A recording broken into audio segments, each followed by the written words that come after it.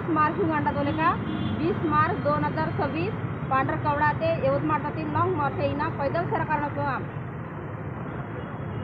नमस्कार ताई, आमच्या न्यूज चॅनलमध्ये आपलं स्वागत आहे.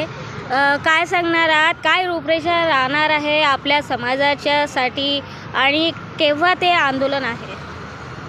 आमचं आंदोलन 20 मार्च 2026 पांढरकवडा ते यवतमाळ लॉंग मार्च आम्ही काढणार आहोत. पांढरकवडा हे नागपूर ते यवतमाळ म्हणजे तुम्ही यात्रा काढणार आहेत? नाही, पांढरकवडा ते यवतमाळ. यवतमाळमध्येच करणार आहे. हो, पांढरकवडा ते म्हणजे यवतमाळ म्हणजे आम्ही पैदल जाणार आहोत. किती लोक सहभागी होणार आहेत आणि काय आपल्या मागण्या आहेत? अंदाजात तरी माहीत नाही, तरी माझ्या मतानं आता म्हणजे सगळे म्हणजे संघटना म्हणजे यानुसार का नाही हजार तरी लोक का नाही पैदल लॉंग मार्चमध्ये येणार आहे.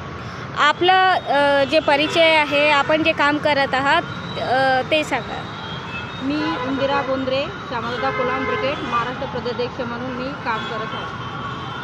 आणि तुमचं मूळ तर राहणार तुम्ही कुठले आहात? मुख्य राहणार मी आता रायपूर म्हणून एक गाव आहे, म्हणजे ग्रामीण भागात राहतो मी. कोलाम पोड आहे, 40 घराचं वस्ती आहे. मी झरी तालुक्यातली आहे, यवतमाळ जिल्हा. काय काय समस्या आहे आपल्या समाजामध्ये? आमचे आदिवासी कोलाम समाज याच्यावर म्हणजे असं म्हणजे कोलाम तर महसूल हे अतिक्रम करत आहे कितीतरी पिढ्यापासून.